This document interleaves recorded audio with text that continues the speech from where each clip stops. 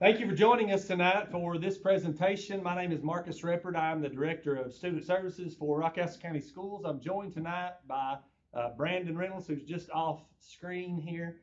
He is the Computer Operations Manager for Rockcastle County Schools, as well as Miss Chelsea Hasty, who is a mental health advocate for Rockcastle County Schools. And I'm very thankful again that you have joined us for this unique event. I don't know that we've ever done anything quite like this before. And so we're very thankful that you have joined us. Just so that everyone knows, this presentation, it's on our YouTube channel, but it's also going to be recorded. So if you would like to go back and watch it later on or refer someone to it, it'll always be there for you to watch or refer back to.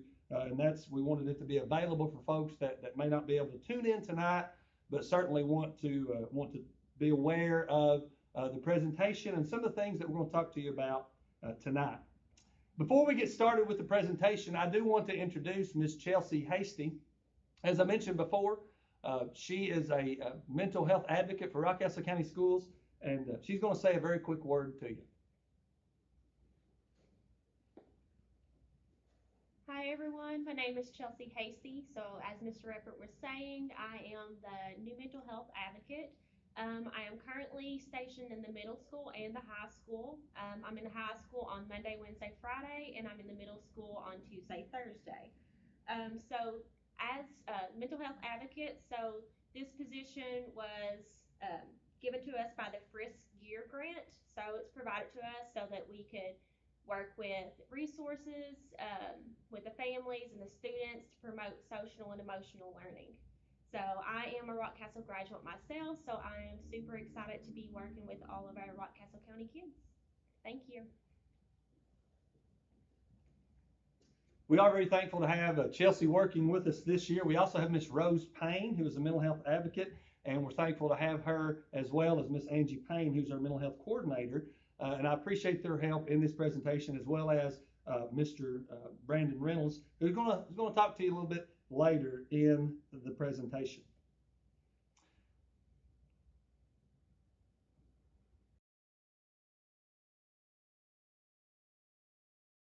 So why are we here tonight? I want you to think back in history of the United States. The vehicle was invented, the automobile was invented. It was a process for the invention of the automobile. Most people tie that back to Carl Benz in the 1880s. He took Nicholas Otto's internal combustion engine, put that on a carriage, and eventually you had the automobile that came into play. And that's a wonderful technology. You think about the advantages of the automobile versus a horse and buggy. So many more advantages. It was a great technological innovation. And where would we be today without the automobile? We all own probably multiple automobiles. It changed life. It made things so much more efficient, so much better. And anybody could drive that first automobile. Wasn't that a great idea? Anyone could drive.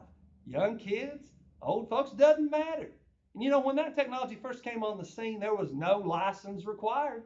No state required a license for someone to drive an automobile because it was so new.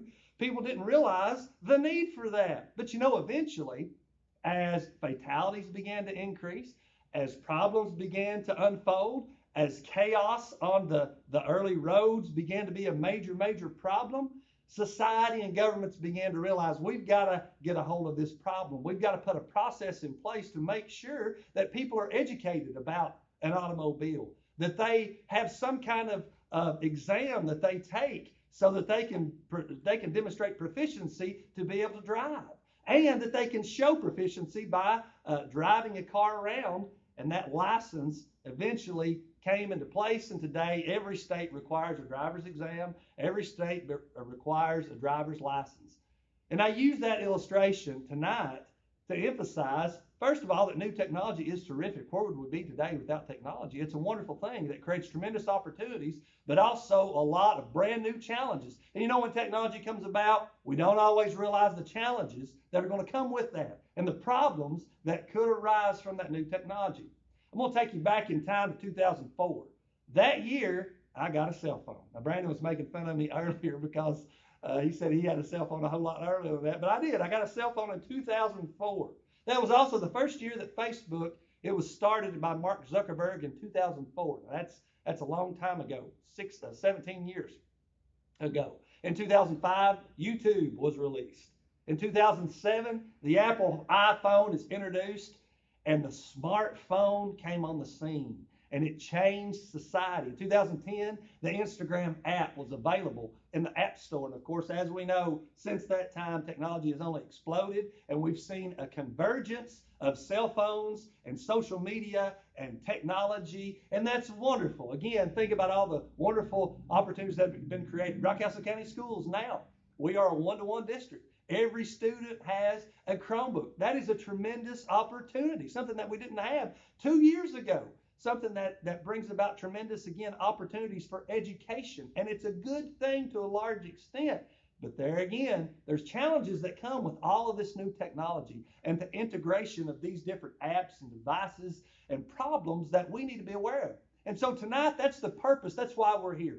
We want you as parents, as community members, as guardians, we want to hopefully shed a little light on some of these challenges that we have so that we can all work together to solve this problem. Now, I'm not an expert in technology.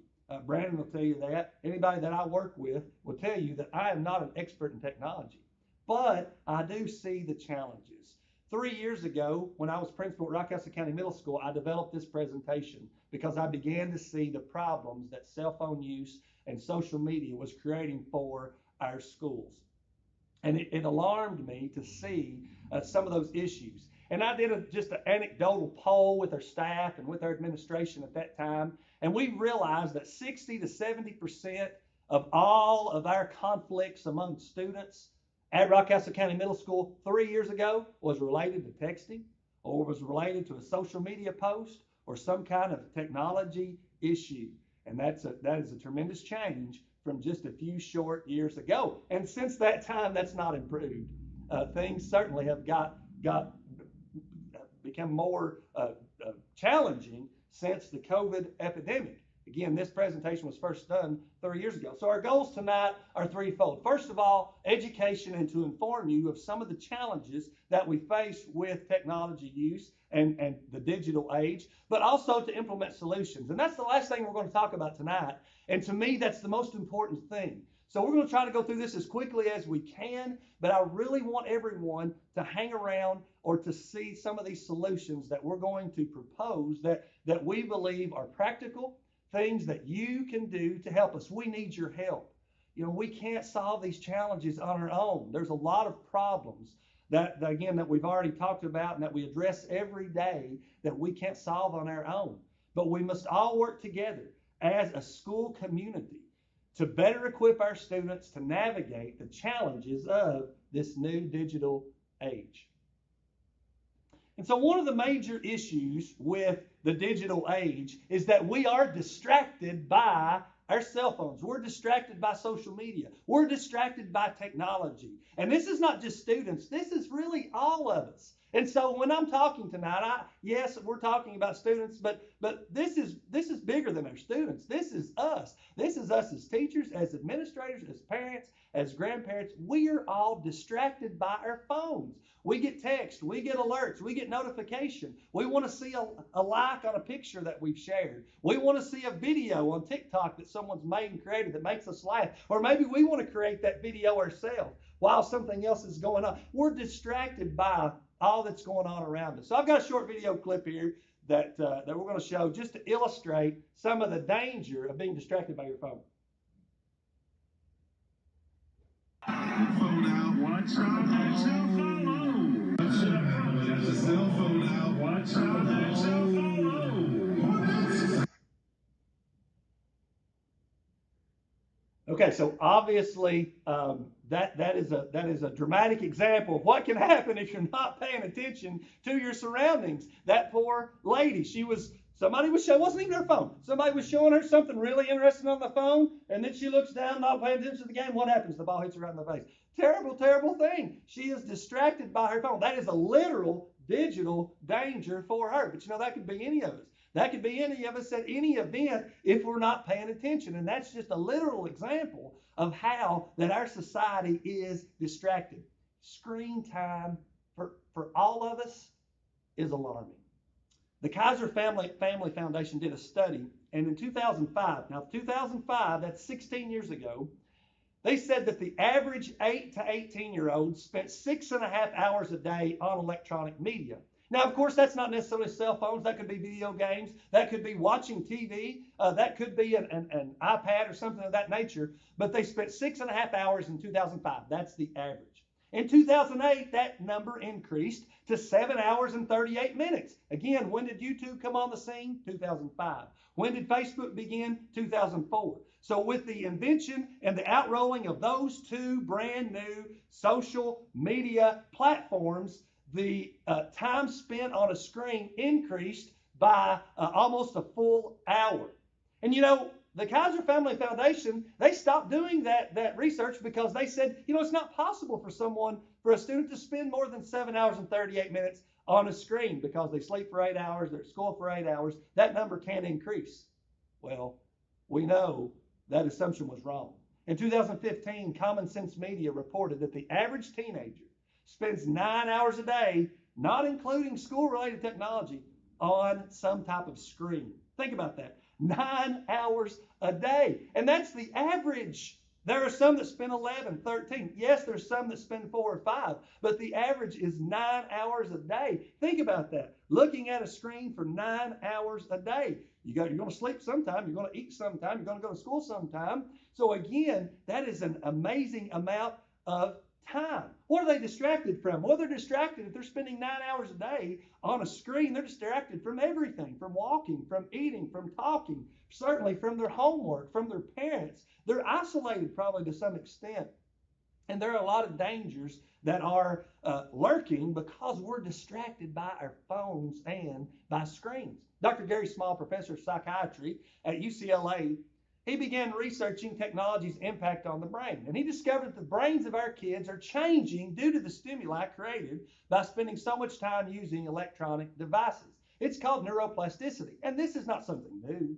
That happens every time that we learn something, or every time we develop a new habit, or every time we do something different than we've done before. And it's not necessarily a bad thing. It happens. It's natural. It's how our brain changes over time. It's the brain's ability to reorganize itself by forming new neural connections, leaving behind past traits and developing new ones. And again, it's natural.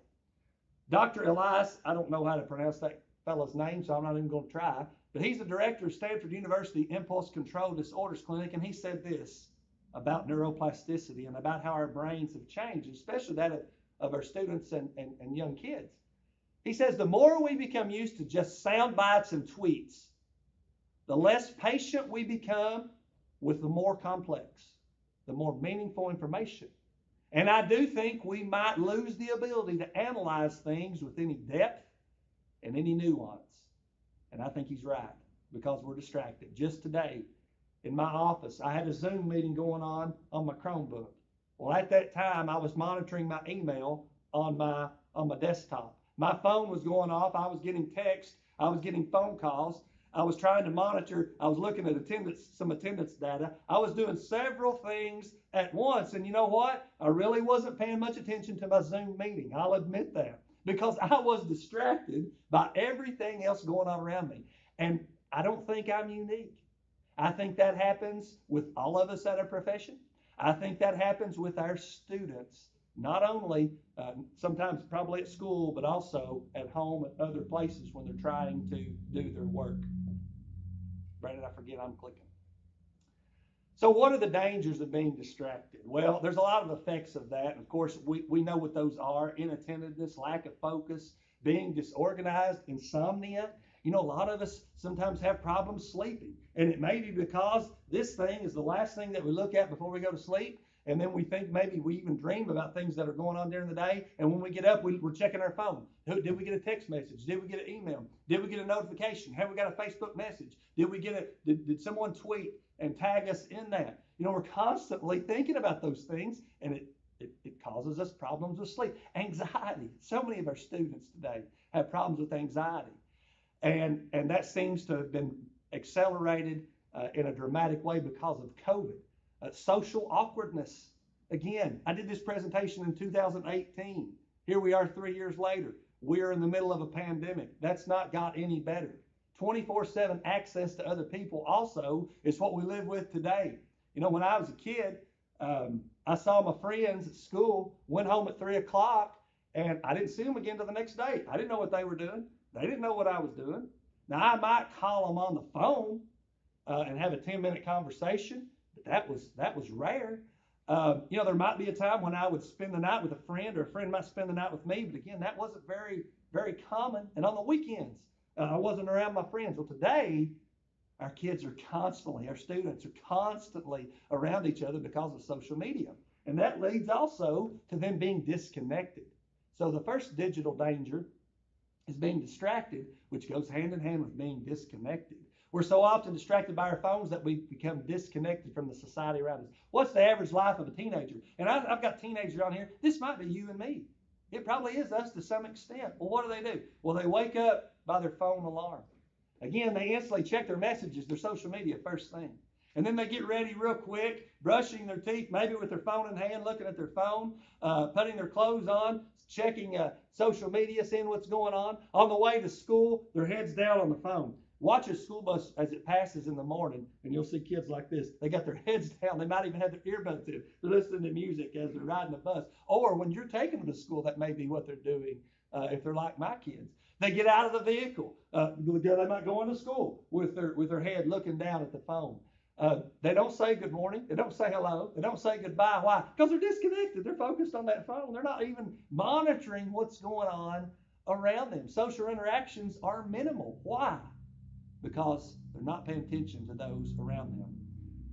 I've got up there Rockcastle County Middle School athletic events, what goes on in the student section, and that certainly hasn't changed. If you go to an athletic event, what do you see? You see students, but not just students. It's all of us. What are we doing at those athletic events? Well, we might be watching the game, but we're also looking at our phones quite frequently. And really, that's the case of any event where our students are. What are we? Again, we're disconnected from the world around us because we're so connected to the digital world. Again, it's not all a bad thing, but it's certainly something that we need to be aware of. Many young people struggle to have conversations with others. Heavy online media use is associated with negative social and emotional traits. We know that's true. Poor social skills, poor communication skills, and we know social skills matter. Thomas Kirstein wrote a book called Disconnected, and in that book, he talked about the importance of social skills and how that's a skill that many of our students are lacking. He says it's the ability to deal with others. People with strong social skills can find common ground with others at work, school, or anywhere. It's the ability to be persuasive. And unfortunately, a lot of our students lack that, and even some of us, we lack that as well, over losing that skill because we're so connected to the digital world. Again, it also leads to poor coping skills. Students often are needy or less resilient, maybe afraid to fail. Maybe they can't handle adversity or bumps in the road because they're living in a virtual world instead of the real world. But also, the digital age can lead to destructive habits. Too much exposure to our devices can certainly be destructive. It can be addictive. And we all know that. Our phones are addictive. And it can lead to serious problems. How often do you check your phone? Well, probably fairly frequently. I know I check mine too much. You know, I have it in my phone oftentimes, and I look at it probably so much more than what I ever even realized. Have you ever heard of phantom vibration syndrome? My phone is in my pocket all the time. But there are times when I don't have my phone with me. And there have been times where I have felt my phone vibrate and it's not even in my pocket. That's phantom vibration syndrome. Has that ever happened to you? Well, that is a byproduct of the stimuli that our brain receives from constantly getting that vibration, letting us know we got a text, letting us know we got a message, letting us know that we're getting a phone call. And again, it's ingrained in our brains. Our brain craves that stimuli. Selfie stomach, you ever heard of that? Michelle Gore is a 21-year-old self-described selfie addict. She took 200 selfies a day, she said, and she developed Tetzel disease by putting too much strain on her rib cartilage trying to pose for selfies. She said that she showered with the phone. She constantly had it with her. She could not put it down. That's a destructive addiction to your phone. You know, social media algorithms also push engagements. And what that means is they do things to keep you engaged on TikTok or on Snapchat or on, Snapchat has that feature where you want to keep the snap going. And I don't even have Snapchat. I don't know that much about it. But I know enough to know that they have designed it to keep your kids and to keep you engaged. They know what you look at. You know, on Facebook, those algorithms, if you pause on a video on Facebook, they've got an algorithm that they know that whatever that type of content is, you like that type of content. And so guess what? You're going to see more of it on your news feed. It's going to pop up more frequently because they want to keep you engaged. If you click on a certain article, maybe from a certain news website or something of that nature, if there's a video, you know, I like those videos with wild animals on Facebook. You'll see them and there'll be a wild animal chasing them. I like those. Well, guess what? They pop up on my Facebook quite frequently because they know I like to look at those. They want me going down that rabbit hole. They want me watching that. And so more and more will pop up. That's the key. That's how they make, again, their advertising dollars, because they can show these advertisers how long you are spending on their website. Be aware of that. We all need to be aware of those kind of things. You know, the only other industry to describe their clients as users are drug dealers. If you've never watched the Netflix documentary, The Social Dilemma, I'd encourage all of you to watch that. In that documentary, they highlight several of those engineers, and they hired psychiatrists and other experts in the mind and in how our brain works and how our mind works to design those platforms to keep us engaged. And again, we've got to be aware of that. We've got to be aware of that for ourselves. We've got to be aware of that for our kids, because it has a drastic effect on their mental health. And we're seeing that. And that's the main reason we're here tonight, is because it is having a negative impact on the mental health of society and our students. You know, we know that we have a mental health crisis in this country, and we know we especially have a mental health crisis among our young people. These stats that you can see there are from whenever I first developed this presentation 3 years ago. This was pre-COVID. So I don't know what these numbers are now, but I'm sure they're much higher. 1 in 5 children has a mental health problem. There's been a 43% increase in ADHD over the last 10 years. You know, it used to be ADHD was diagnosed predominantly with children between the ages of 3 and 8. Now, the primary diagnosis for students or kids with ADHD is ages 10 to 15. You think that has anything to do with their phones?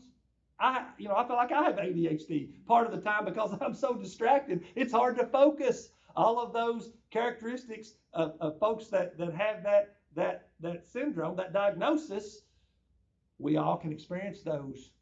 And it's because of our phones, and it affects our mental health. There's been a 37% increase in teen depression. I'm sure that number is much higher in the middle of the pandemic.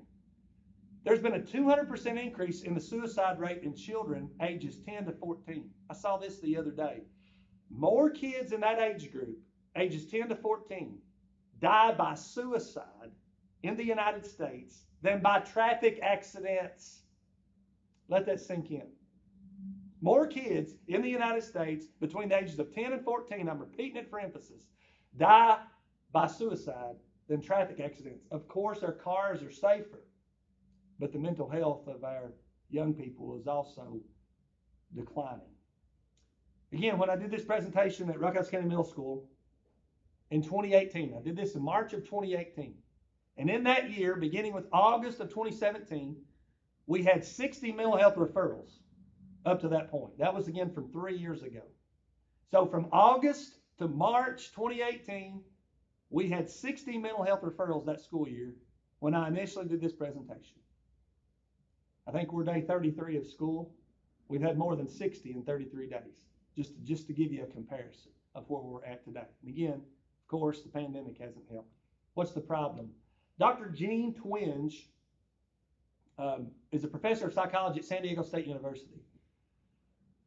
Again, she is an expert in this field. She's the author of a book called Generation Me and iGen.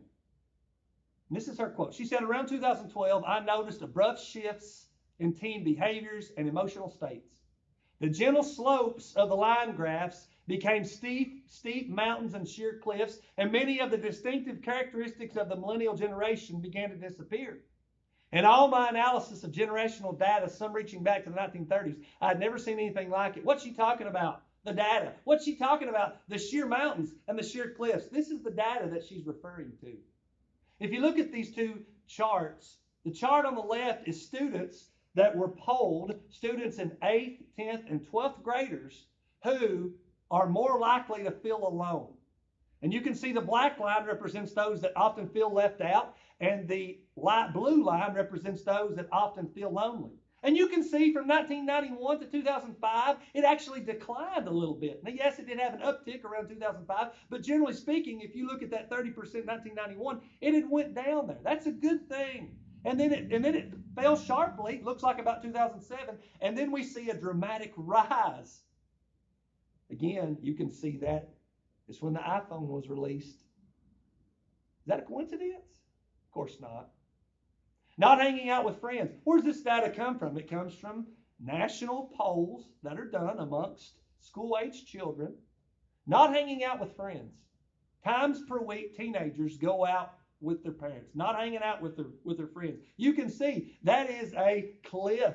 Again, from 1976 to 2006, not a lot of change in that 30-year period. Teenagers were doing what they do. They were hanging out with friends. Since that time, look at that decline. Again, that's 2015. Where do you think that's at today? You think that's got any better? I don't think so. Why such an increase? Well, our kids, they know all about what their friends are doing. They know every birthday party they didn't get invited to. They know every vacation that their friend's family took that they didn't get to go on. They know that new car that their best friend's parents got for them that they didn't get. And I'm not being critical. I'm just stating facts. We put everything on social media. And so our kids see that. And they put everything on social media. And they know what's going on. They at least see the good side. They don't see the bad side. We don't put bad things, generally speaking, on social media. But they see the good things. And they feel like they are left out. They feel like they were not invited to that party, and that's why maybe they do feel all alone. And they do feel the need to be connected all the time. There's peer pressure to have a Snapchat. There's peer pressure to watch a video on TikTok and to be a YouTuber and to watch all this YouTube, subscribe to this channel. There's peer pressure to do all of those things because all their friends are doing. They don't want to be left out. They want to have those same experiences of watching those videos. And if they don't have that, they feel left out. And we know bullies have always been around, haven't they? Yes, of course. But a few years ago, when you left school, you left the bullies. But now they can be connected to you through social media at all times, through this and through social media accounts. And there's no relief from that on the weekends or after 3 o'clock or at any time, really. The violence of video games, constantly comparing ourselves to other people because of what we see on social media. You know, there's folks that create fake identities to entrap our students into saying something and then sharing that with everyone. There's evil people out there. There's predators that want to attract your child to things that they are doing. Sexting is a major problem. Pornography on a phone is a major problem. We know these are all major issues that we didn't have 15 years ago, that we didn't have maybe 10 years ago. And we've got to think about it in a new way. What's the best age for a child to have a smartphone? I can't answer that. I think every parent, every guardian has to think about that for themselves and for the maturity level of their child. But you need to take into consideration all of these things that they're going to be exposed to when that brand new world of that iPhone is opened up to them for the first time. It can have drastic consequences.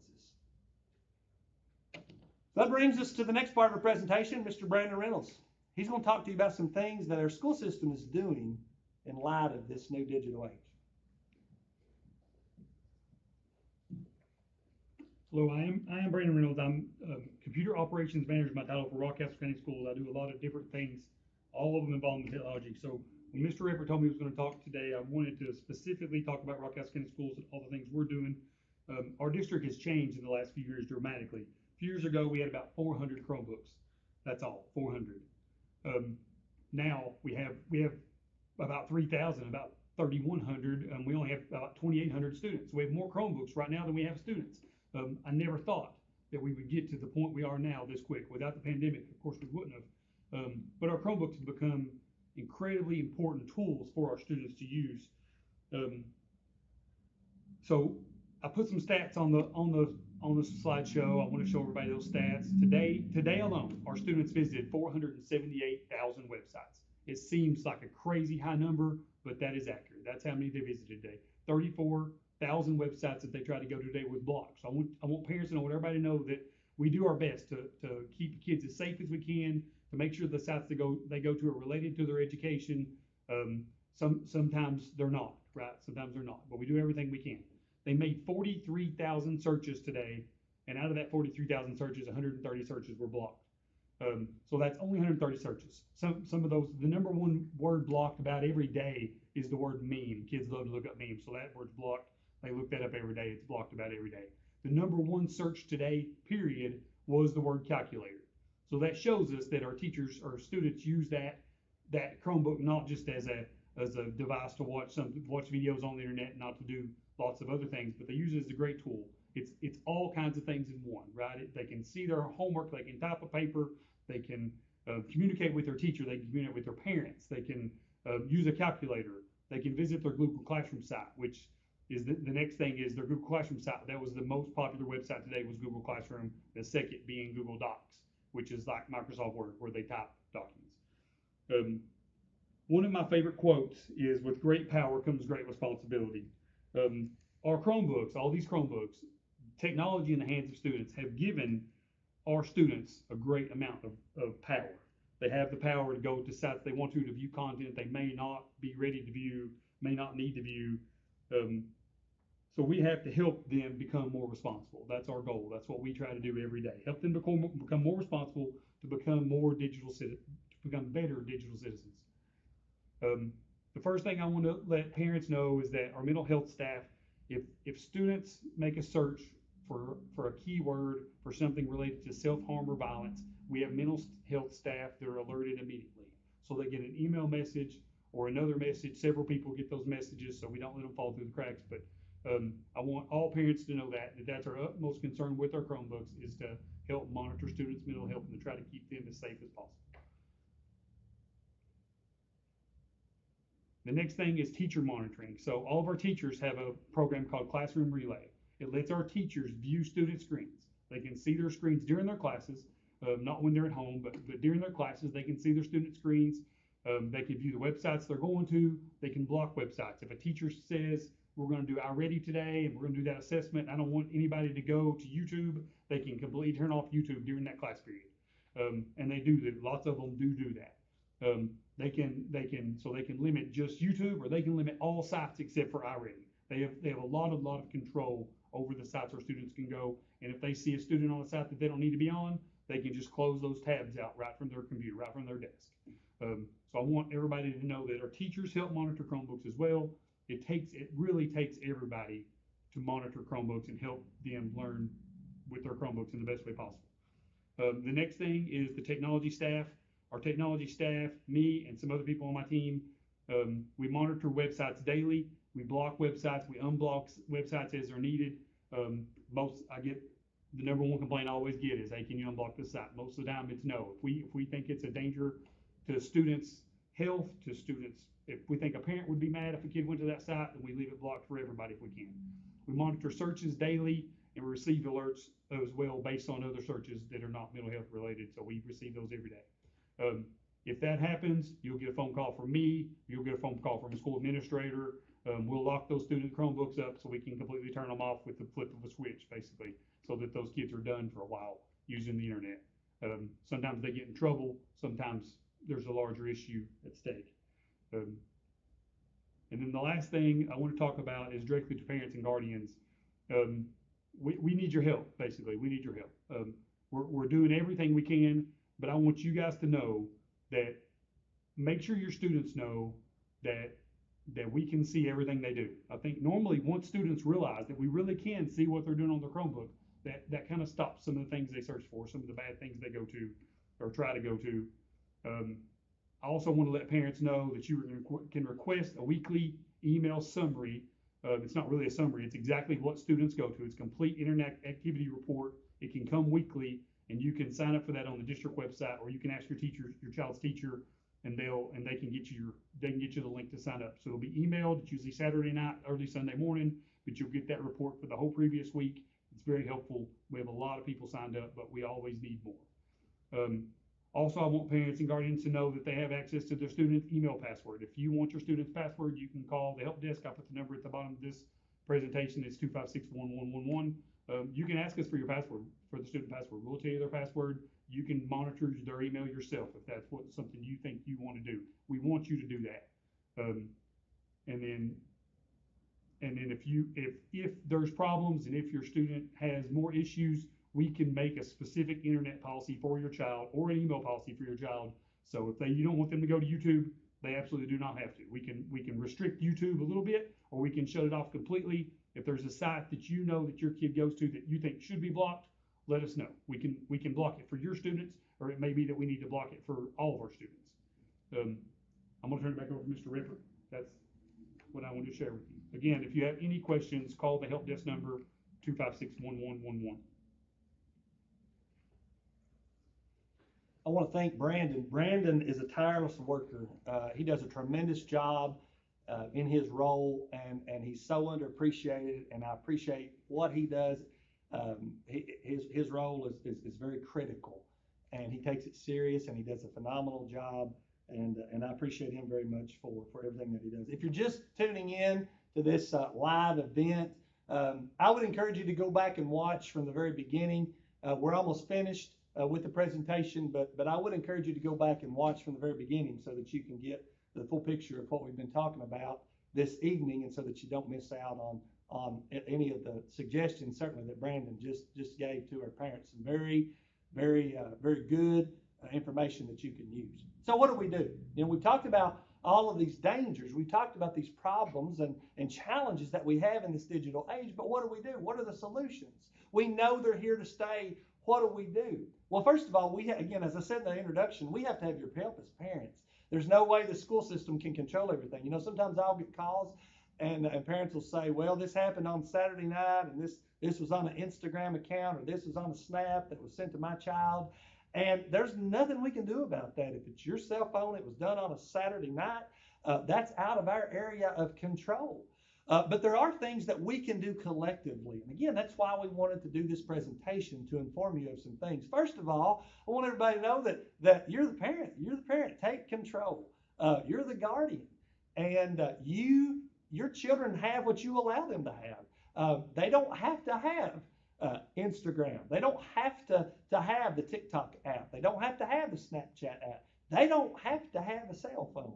Now, I know in this day and age, that's a controversial statement. But they're not entitled to that. And it doesn't matter what every other child does or does not have.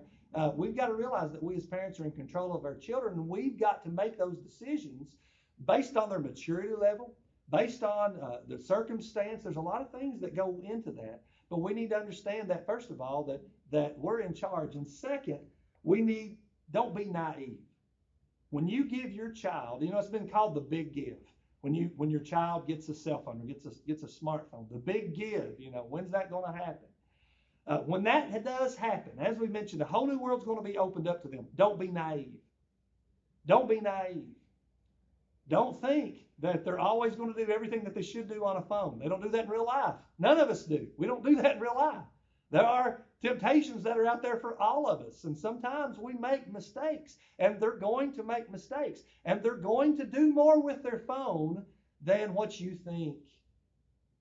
And those temptations are going to be there. So the first thing that you need to do is realize those things are out there. There's dangers lurking. Have a conversation with your child about responsible use.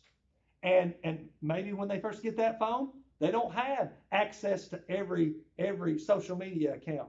Maybe you start off just giving them a phone and allowing them to text, allowing them to receive phone calls. And then as time goes on, maybe you enable other things with that phone as they demonstrate the fact that they can be responsible with that device.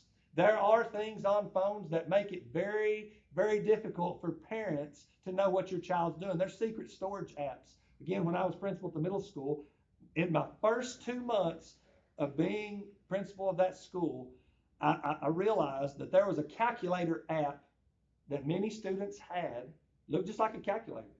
But a student could pop in a code in that calculator once they opened it up, and it opened up a secret storage compartment where they could store all kinds of pictures, and nobody ever knew. And I'm sure that app is still around. You know, there are Snapchat controls to get around parental controls, and our kids know this. In the new iPhone update, they just made it to where you can change the icons. And parents, again, be knowledgeable of these kind of things. You can change the icons. So if you don't want your child to have Snapchat, they could download it if you allow them to download apps. You know, you can change that setting in their phone too to not allow them to do that. But if they download that app, they could change the icon. You wouldn't even know they had it.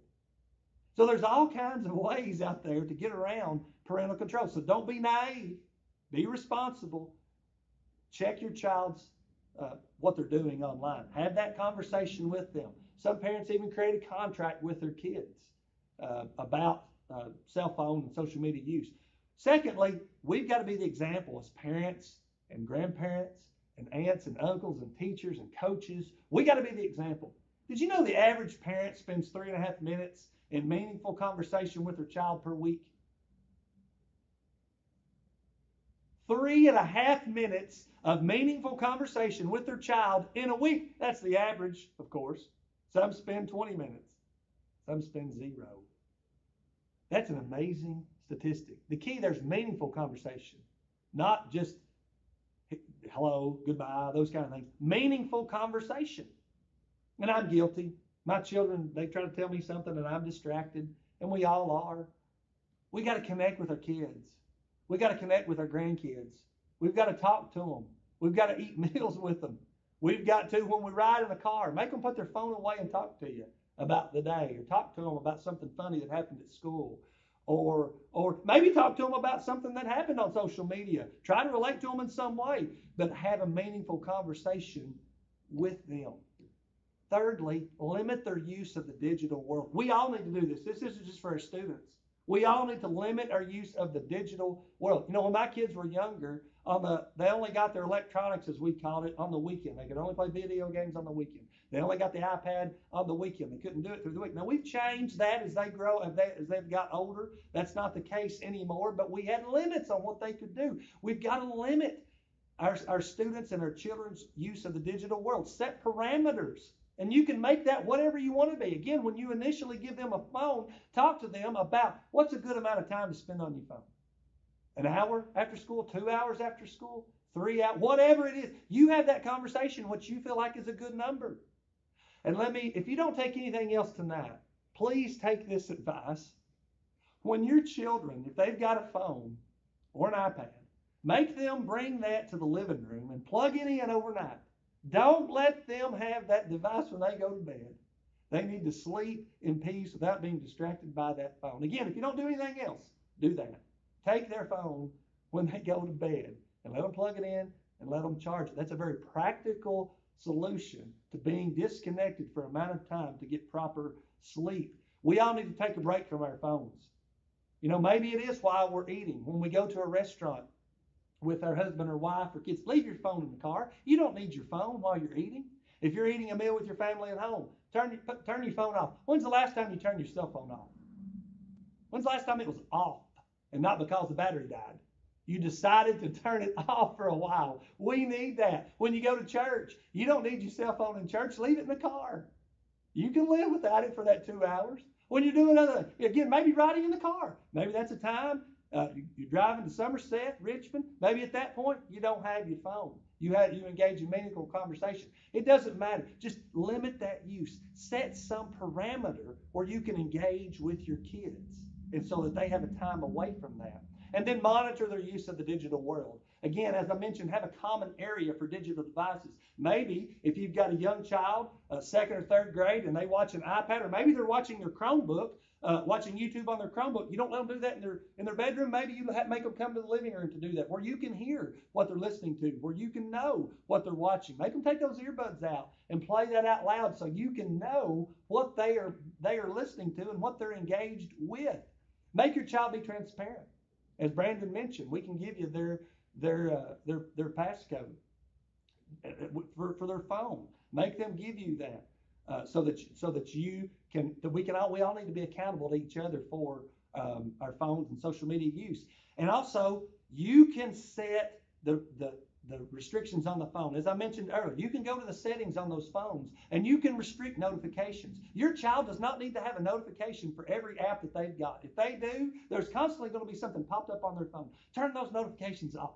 That's a very common, easy way to restrict that, again, that engagement. You don't have to be notified every time someone tags you in a picture. You don't have to be notified every time somebody replies to a comment.